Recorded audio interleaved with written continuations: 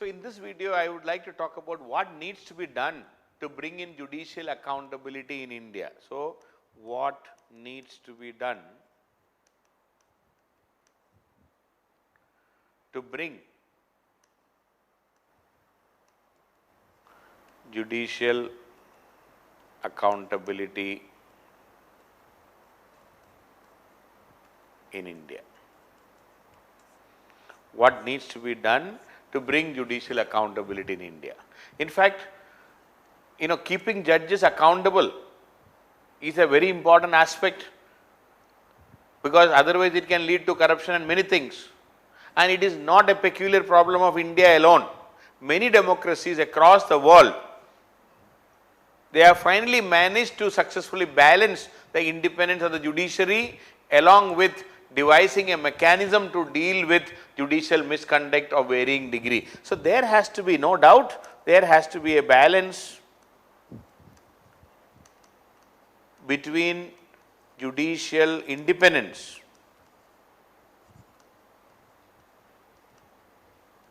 and judicial accountability. There is no doubt regarding this. There has to be a balance between them, especially countries like UK, USA and all. They have acknowledged that every kind of misconduct by a judge is not of that gravity, so that they should be removed only. There has to be some mechanism. And in fact, this is what exactly even India will have to do ultimately. We have only a mechanism to remove the judge. We have nothing in between. A smaller misbehavior or misconduct, we are not able to punish them separately, because we have only one mechanism, that is remove them outrightly. That should not be the way. So in fact, this discussion is there in our country for quite some time. In 2010, during the previous UPA government's time, this Judicial Standards and Accountability Bill was introduced. Judicial Standards and Accountability Bill 2010 was introduced by the then UPA government, but ultimately it got lapsed because it was not taken up, or rather there was no parliamentary majority and the things were not taken up that seriously. In fact, that bill also was immediately denounced by even the judiciary or many legal luminaries at that time, because there were many flaws in that draft bill. For example, one simple example was that Attorney General was made part of the oversight committee. Attorney General is a political appointee. Now, if he is appointed as a part of the oversight committee to look into the misconduct of the judges, it would have been a big problem at that time, because the judicial independence would have been affected. So the presence of Attorney General in the oversight committee was questioned immediately. And if judicial independence is to be protected, there is no doubt accountability measures must be restricted to a judgment by the judiciary itself. Accountability should be ensured by the judiciary itself. It cannot be ensured by the politicians. It cannot be ensured by the parliamentarians. It cannot be ensured by the executive. If judicial accountability is to be there, keeping in view of the judicial independence, outsiders, that executives and the legislative members cannot be part of that committee which will ensure judicial accountability. So the proposed law at that time surprisingly entrusted the task of framing a code of conduct of the judges to the parliament. A code of conduct was for the judges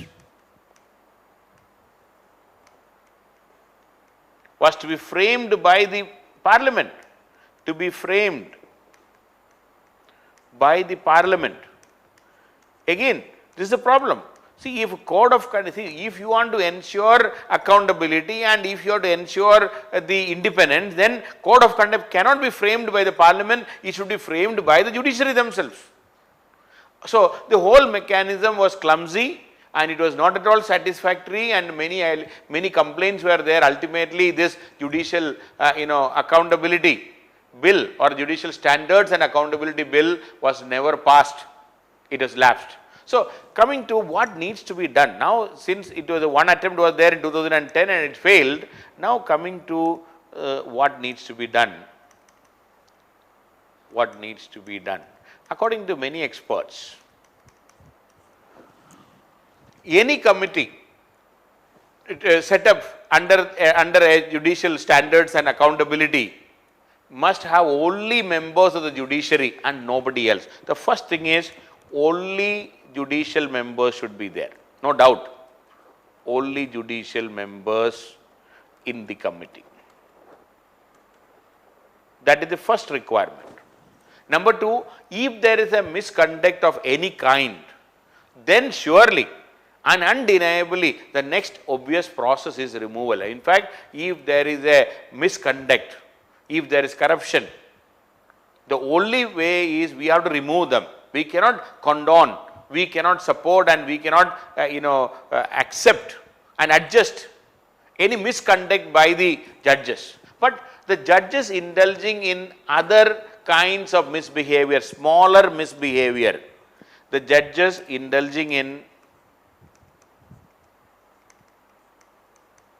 other smaller misbehavior or misconduct or smaller types of errors, acts of omission and commission, what we say, the smaller misbehavior, other kinds of misbehavior, both inside and outside the court, such actions may not be adequate to commence an impeachment or removal, but at the same time some action should be taken. Perhaps a warning is needed to be given. So the judicial the judicial work entrusted to them should be taken away for the time being if required. If there is a misconduct or other, if a smaller misconduct is there or a misbehavior is there, maybe the judicial work should be taken away, even a suspension may be there if there is required. So the idea of rule of law should be ensured, and the judge in question should not be allowed to function when there is a misbehavior. That is the logic. So according to many experts, what is required is a permanent disciplinary committee by the judges should be there. A permanent disciplinary committee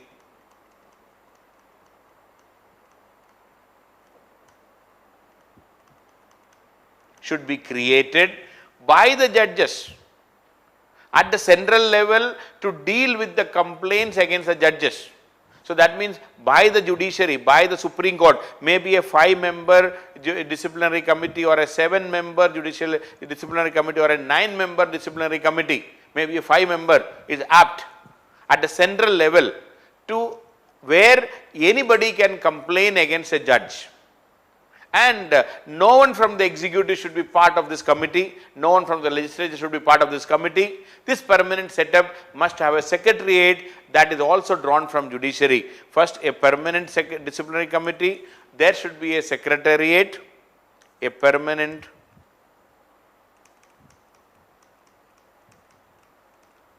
secretariat from the judiciary should support this permanent disciplinary committee. If the committee finds that there is a lesser or minor instance of misbehavior, they may give a warning or reprimand or advisory or some minor punishment. They should be given the power to give some minor punishment. If a major misconduct is reported, okay, if a major misconduct, if an allegation of a major misconduct is reported, then this committee should recommend the appointment of a judicial inquiry committee under the Judges Enquiry Act. This committee should recommend the setting up of a judicial inquiry committee under the Judges Enquiry Act.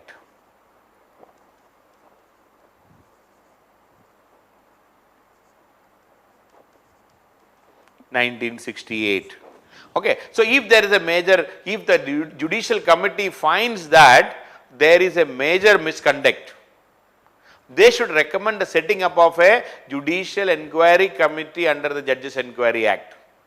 if the report of that committee is adverse, if they are finding the allegations true, then it is sufficient to proceed against the judge by going to the parliament. So, this 3-member judicial committee recommendation, and if it is against the judge, if they have found the allegations to be true, that report of the 3-member judicial committee should be submitted to the parliament, and the parliament should take appropriate action. Parliament is free to take a decision, parliament can remove them. But at present what is happening? The impeachment or the removal can be initiated only on the basis of a motion passed in the parliament.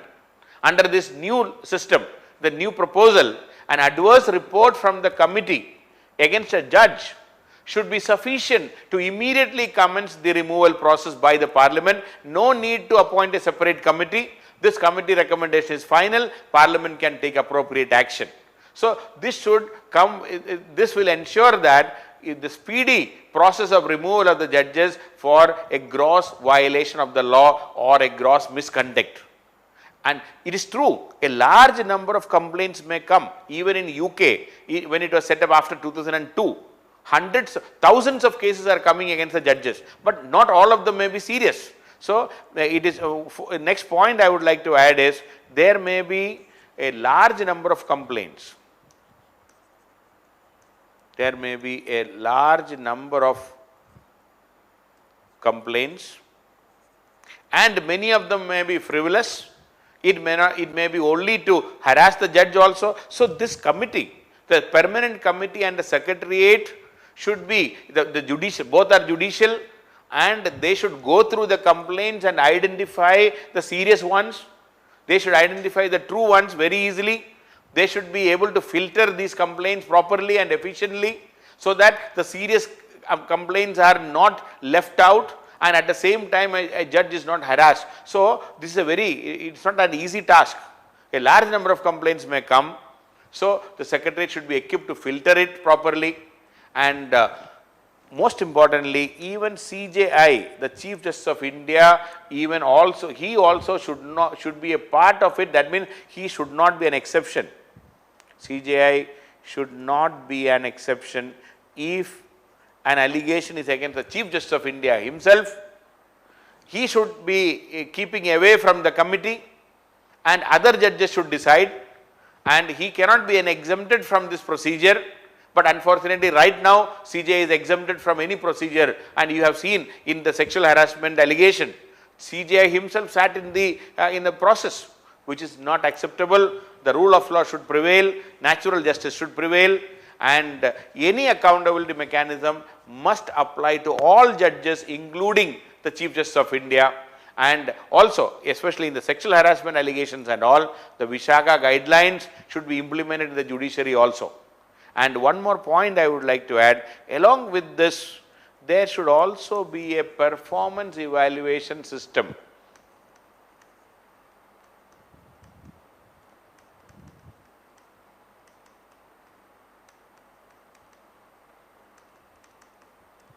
In the judiciary. See, right now, when there is no mechanism to evaluate the performance of a judge. A regular performance evaluation system of the judges should be there. In fact, nobody is even talking about that. At present, there is no measurement of judicial performance. When the High Court judges are elevated to the Supreme Court, on what basis? No performance evaluation is there. The performance of the prospective candidates are never taken into consideration, because there is no material to make an informed decision. In fact, the decision of elevation of these judges into the Supreme Court are many a times very arbitrary. The allegation is these names are bartered between the members of the collegium. There is a complete lack of transparency, and perhaps the names are even finalized over a cup of tea. And according to a judge of the Allahabad High Court, he alleged this. He gave a complaint saying that, this collegium, the 5 wise men are bartering. There is a barter system going on. Each member will come up with one name of his choice, and that is what is accepted. It is a give and take system is going on. and there should be a judicial performance evaluation. In fact, it can be done by the bar, by the advocates, bar association, the article, the bar council, we can say, they can start rating the judge. They appeared before. See, suppose as an advocate, if I am appearing before a judge, after the case is over, there should be a mechanism whereby you should automatically rate the judge, depending upon the punctuality, the seriousness, the understanding of the case, how much homework the judge is doing. So, this is what is followed in the US, and they have been able to bring in a very sophisticated process there. Even in Europe, elaborate scorecards of various parameters and ranks in the judicial system is there. So, there has to be some performance evaluation. Another point for the judiciary especially, there should be a judicial code of conduct. There should be a judicial code of conduct, and code of conduct should be properly displayed, and it should be evolved by the judiciary themselves. The judicial code of conduct should be evolved and created by the judiciary so that it can be followed by all the judges. Many times you may ask, it's all understood. No, it is not just understood, it should be clearly done. And there should be, this code of conduct should ensure the 6 values. Number 1, independence. Number 2, impartiality. The 6 essential values of any judge. Impartiality. Number 3, integrity. Number 4, propriety.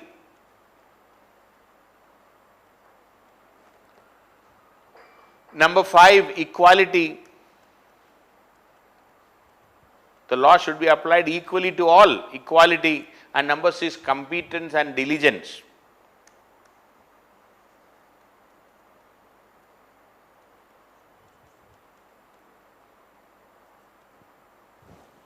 So, these 6 values should be protected at any cost, and it should be part of the judicial code of conduct. It should be part of the judicial code of conduct. Judicial code of conduct should have 6 values: independence, impartiality, integrity, propriety, equality, and competence and diligence. So, there should be a mechanism to bring in accountability. Ultimately, what is very important in judiciary is what is at stake today. What is the problem? It is the trust. People are losing trust in the judiciary. What is at stake today is the trust, and that the courts must inspire in those who are brought before them. When I go to the court, I should have trust in the court. Especially in a democratic society, this trust is the biggest issue. And a lack of trust in justice is lethal for democracy. It can destroy democracy and development. In fact, the democracy and the development process, everything will be destroyed if there is lack of trust in judiciary. And this will definitely encourage the perpetuation of corruption. It will encourage and promote corruption if there is lack of trust in the justice system, and it can be lethal to democracy, it can be lethal to development. And right now, what is at stake is this trust. It is very, very dangerous for a democratic country like India. We need an accountability mechanism. We need to enhance our accountability mechanism on judiciary. Right now, we are in deep trouble. The faith in the judiciary is slowly eroding day by day because of various aspects. The way the judiciary is not ensuring their independence, the way they are not ensuring this accountability, both are very, very dangerous right now. We need accountability and we need independence and impartiality, which is not happening right now, which is lethal. We are losing trust in judiciary, which unless it is addressed as early as possible, we will be facing deeper problems or larger problems in future. This is the warning given by many experts, and we cannot ignore these warnings.